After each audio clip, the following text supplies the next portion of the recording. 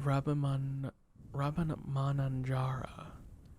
Rab, Jacques Rabban,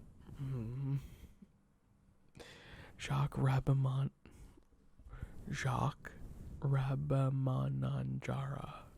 Rabbamananjara. Rabbamananjara. Okay, Jacques Rabbamananjara.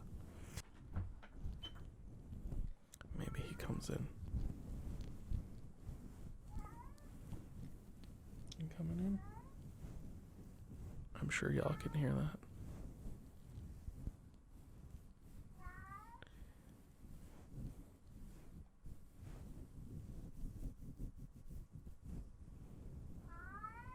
Are you coming up or what?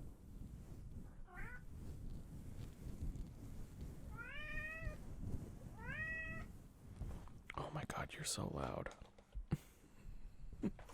You're basically screaming. Screaming, Damon. You want to say hi? Oh. Say hi.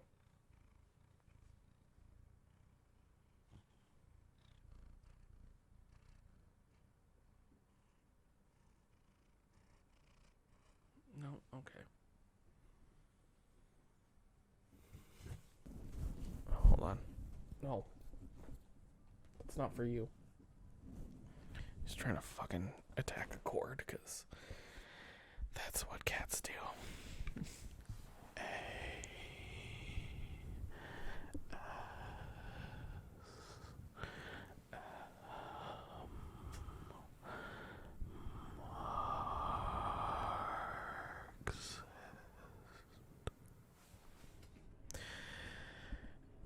In the field of visual arts, for example, the colonized creator who at all costs wants to create a work of art of national significance, confines himself to stereotyping details.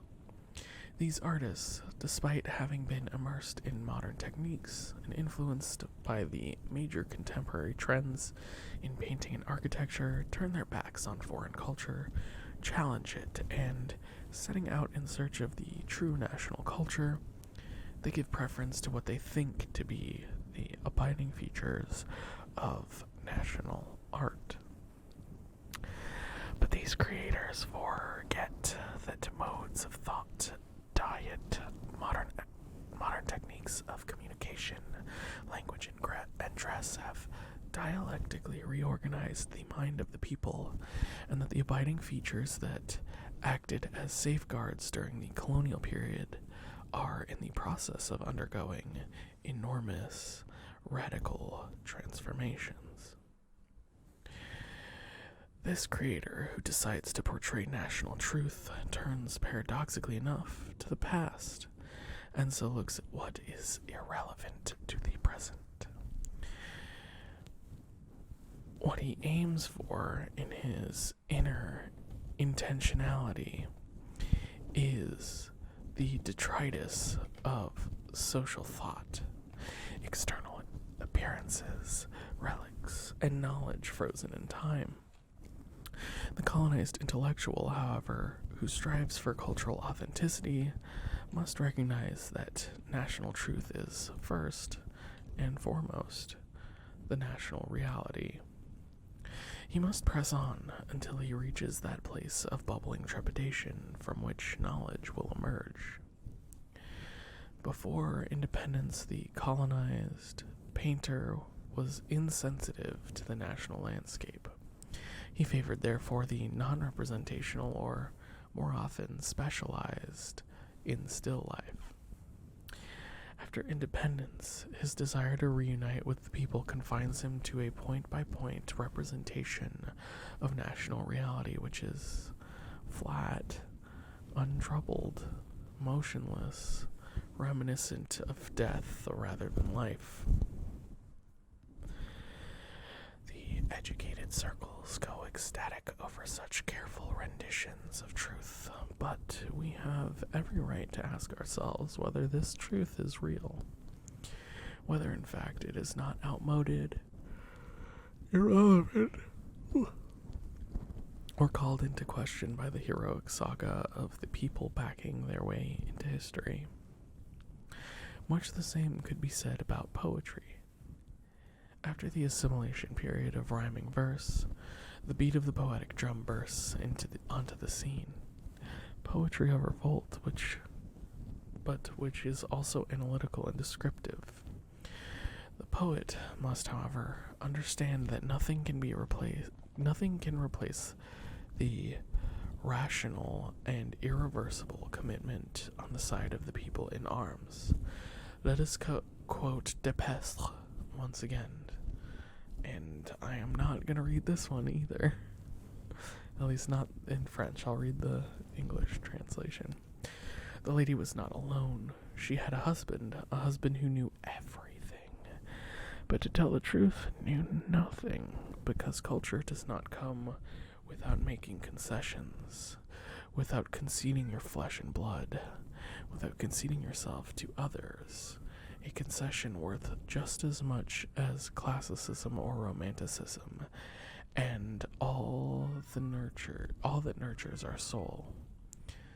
René Depestre, Face à la nuit. The colonized poet who is concerned with creating a work of national significance, who insists on describing his people, misses his mark, because before setting pen to paper, he is in no fit state to make the fundamental concession which Depestre mentions.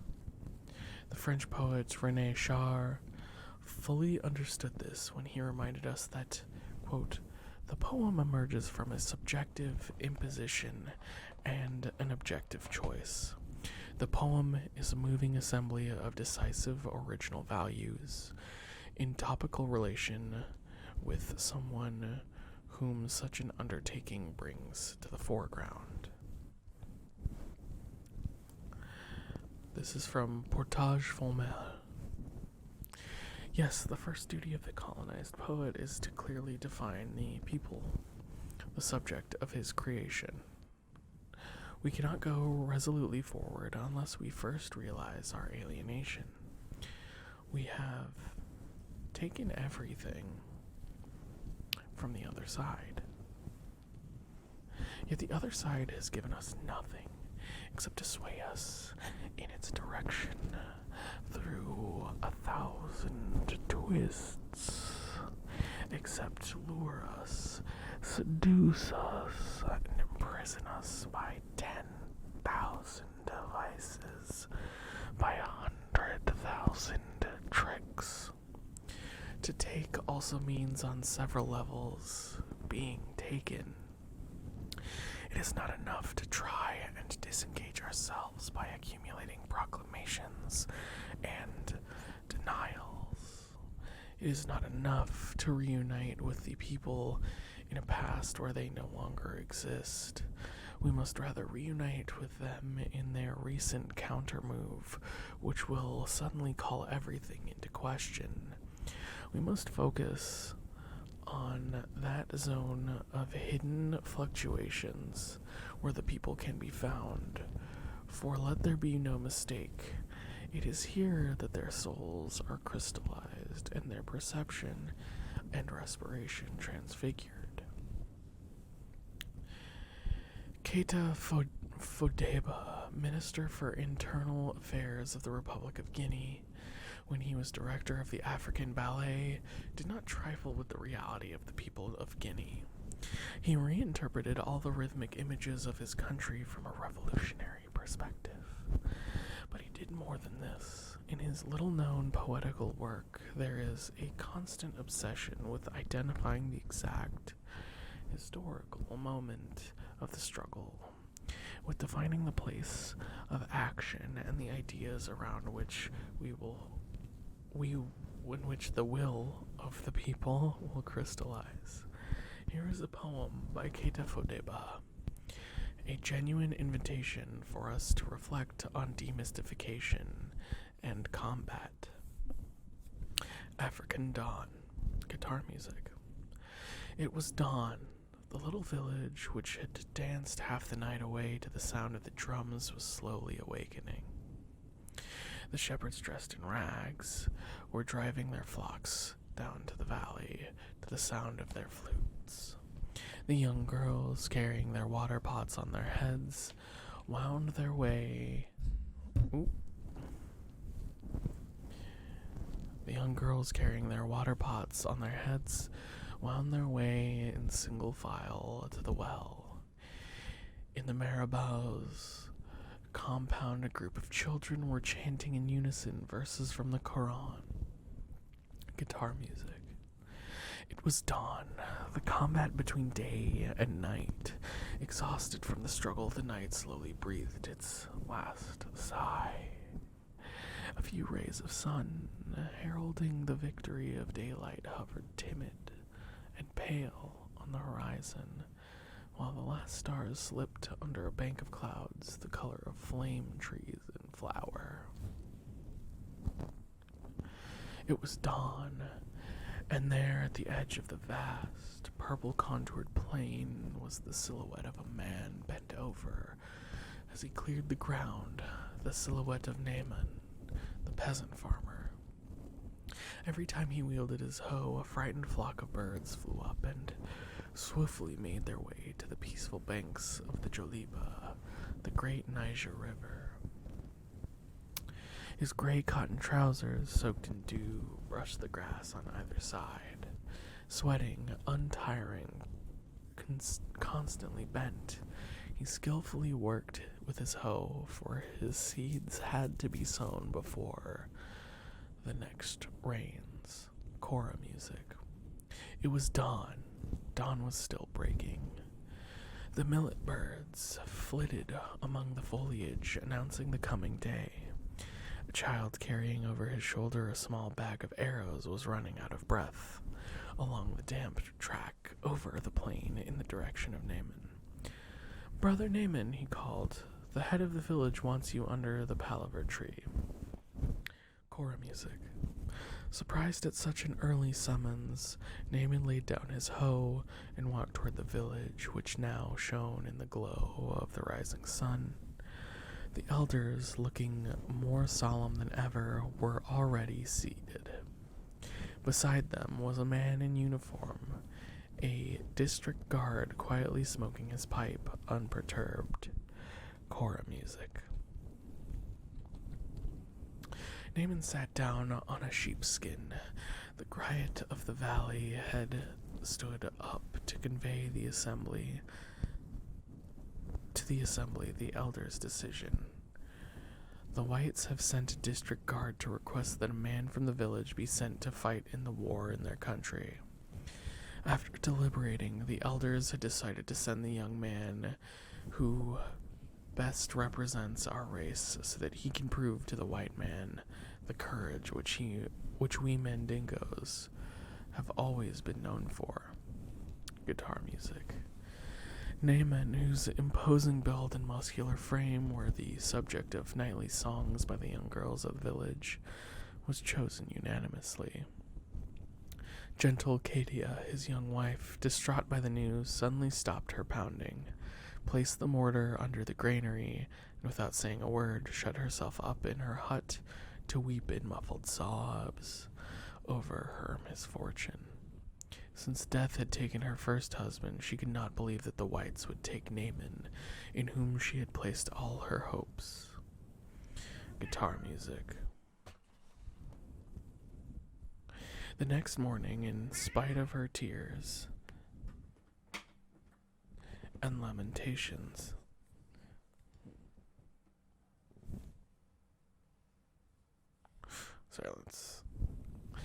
The next morning, in spite of her tears and lamentations, the solemn beat of the war drums accompanied Naaman to the little village harbor, where he boarded a barge headed for the district capital. That night, instead of dancing in the open as usual, the young girls came to keep watch in Naaman's antechamber, where they told their tales around a wood fire until morning. Guitar music. Several months went by without news from Naaman. Little Kadia became so worried she went to consult the fetish priest in the neighboring village. Even the elders met in the secret council on the subject, but nothing came of it. Cora music. At last, one day a letter arrived addressed to Kadia. Concerned about her husband's situation, she left that night after walking for many long hours, arrived in the district capital where a translator read her letter. Naaman was in North Africa in good health and was asking for news of the harvest, the fishing festival, the dances, the palaver trees, and the village. Balafon. That night, the old women of the village allowed the young Kadia to attend their traditional evening palaver in the compound of their most senior member. The village head, overjoyed at the news, offered a huge banquet to all the beggars in the neighborhood. Balafon. Several months went by once more, and everyone became anxious again, for there was no news of Naaman. Kadia was planning on going to consult the fetish priest again when she received a second letter. After Corsica and Italy, Naaman was now in Germany and was proud of having been decorated. Balafon. The next time, it was just a card which said that Naaman had been taken prisoner by the Germans. This news threw the village into consternation. The elders held council and decided that henceforth Naaman was authorized to dance the duga, the sacred dance of the vulture reserved for those who had performed an exceptional feat, the dance of the Mandingo emperors, whose every step represents a period in the history of Mali. Kadia found consolation in seeing her husband raised to the dignity of a national hero. Guitar music. Time went by. 1 year followed the next. Naaman was still in Germany. He no longer wrote. Guitar music. One day, the head of the village received word from Dakar that Naaman would soon be home. Immediately, the drums began to beat. They danced and sang until dawn. The young girls composed new songs to welcome him, for the old ones dedicated to him made no mention of the duga, that famous dance of the Mandingos. Drums. But 1 month later, Corporal Musa, a great friend of Naaman's, sent this tragic letter to Kadia. It was dawn. We were at Tioroe-sur-Mer in the course of a major dispute between us and our white chiefs in Dakar. A bullet struck Naaman. He lies in Senegalese soil. Guitar music. In fact, it was dawn. The rays of the sun, lightly brushing the surface of the sea, tipped the little foam-flecked waves with gold. Stirred by the breeze, the palm trees gently bent their trunks towards the ocean, as if sickened by this morning's battle. The noisy flocks of crows cawed to the neighborhood the news of the tragedy which had bloodied the dawn at Tiaroe. And in the scorched blue of the sky, right above the body of Naaman, a gigantic vulture slowly hovered. It seemed to say to him, "Naaman, you have not danced the dance that bears my name. Others will dance it." Cora music.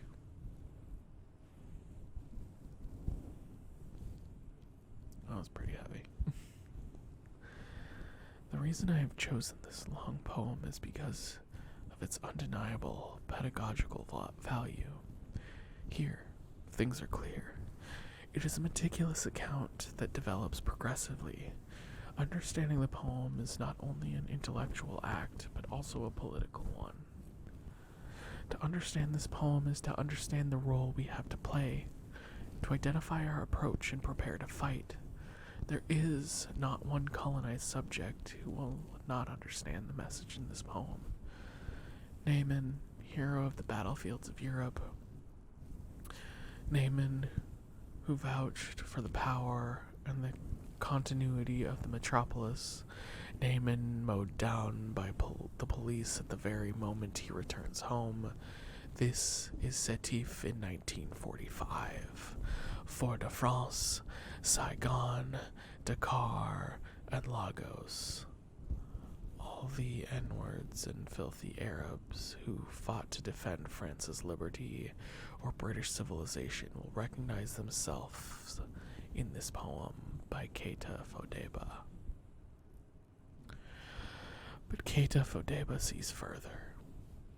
After having utilized the native peoples on its battlefields, colonialism uses them as veterans in its colonies to break up the independence movement. The veterans associations in the colonies are some of the most anti-nationalist forces that exist. The poet Keita Fodeba was preparing the Minister for Internal Affairs of the Republic of Guinea to thwart the plots organized by French colonialism. It was in fact with the help of the veterans that the French Secret Service intended, among other things, to bring down the newly independent Guinea. When the colonized intellectual writing for his people uses the past, he must do so with the intention of opening up the future, of spurring them into action and fostering hope. But in order to secure hope, in order to give it substance, he must take part in the action and commit himself body and soul to the national struggle. You can talk about anything you like, but when it comes to talking about that one thing in a man's life that involves opening up new horizons, enlightening your country, and standing tall alongside your people, then muscle power is required.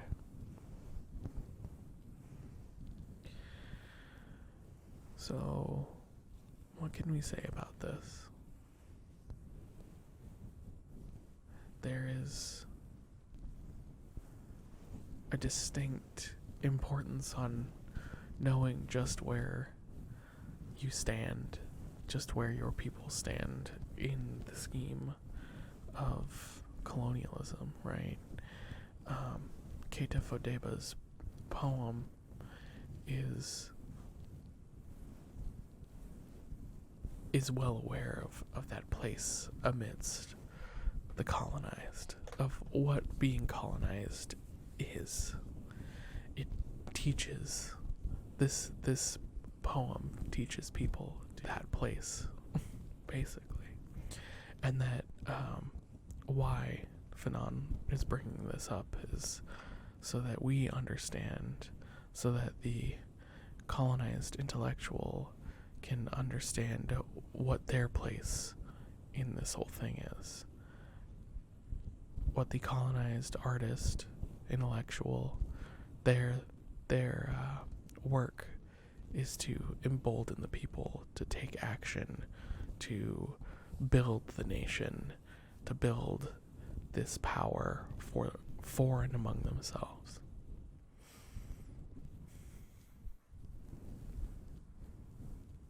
This is one of my favorite parts of this book so far.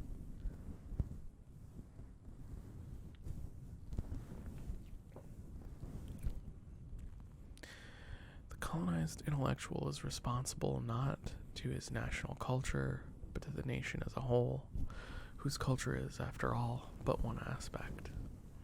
The colonized intellectual should not be concerned with choosing how or where he decides to wage the national struggle. To fight for national culture, first of all, means fighting for the liberation of the nation, the tangible matrix from which culture can grow. One cannot divorce the combat for culture from the people's struggle for liberation. For example, all men and women fighting French colonialism in Algeria with their bare hands are no strangers to the national culture of Algeria. The Algerian national culture takes form and shape during the fight, in prison facing the guillotine, and in the capture and destruction of the French military's positions. We should not, therefore, be content to delve into the people's past to find concrete examples to counter colonialism's endeavors to distort and deprecate.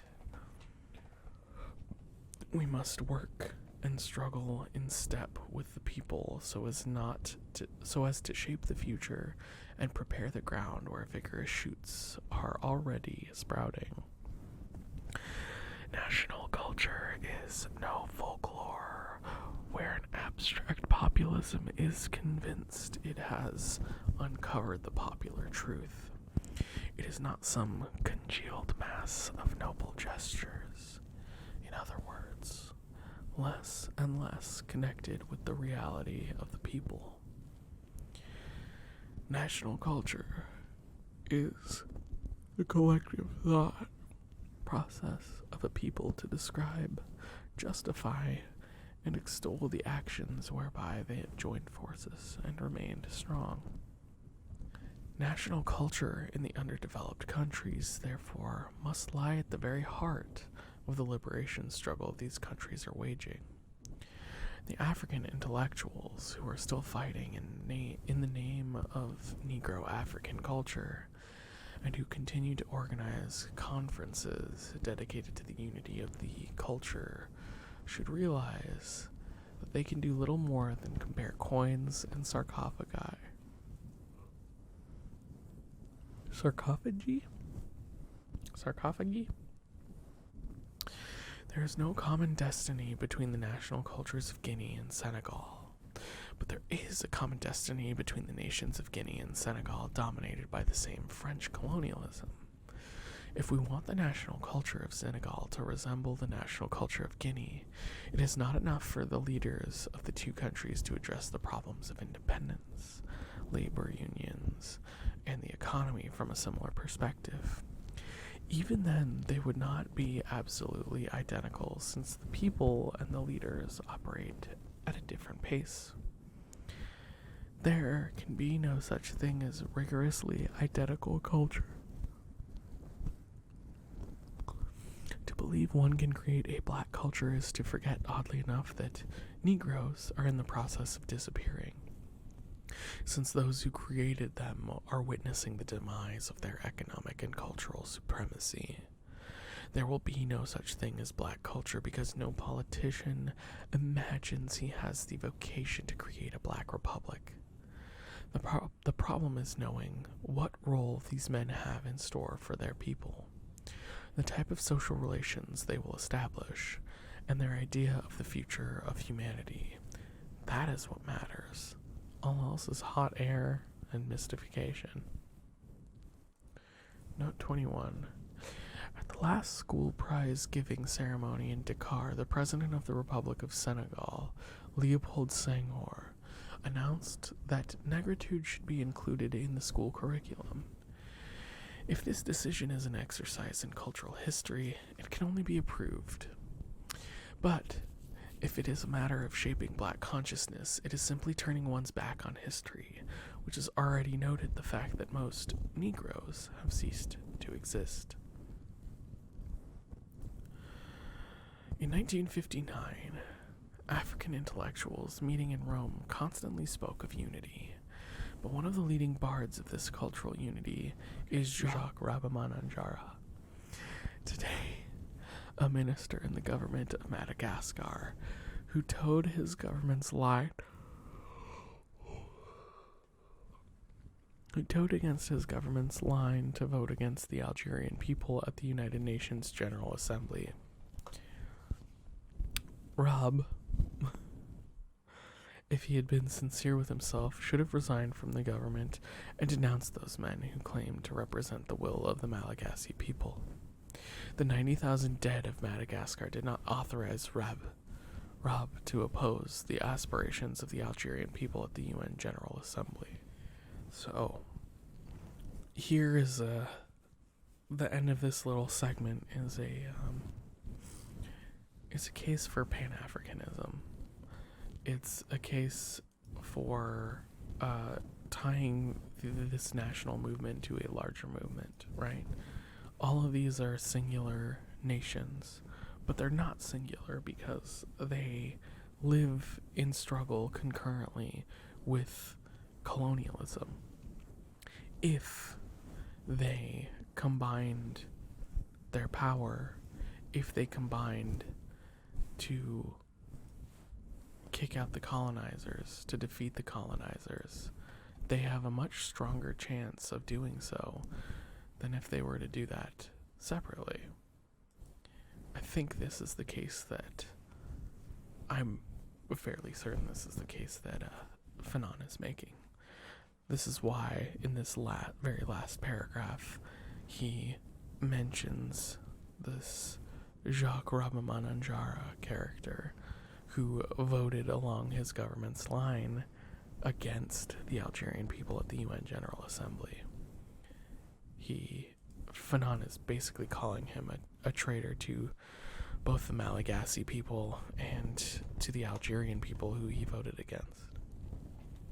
Negro African culture grows deeper through the people's struggle, and not through songs, poems, or folklore. Senghor, who is also a member of the African Society for Culture, and who has worked with us on this issue of African culture, had no scruples either about instructing his delegation to back the French line on Algeria. Support for Negro African culture and the cultural unity of Africa is first contingent on an unconditional support for the people's liberation struggle.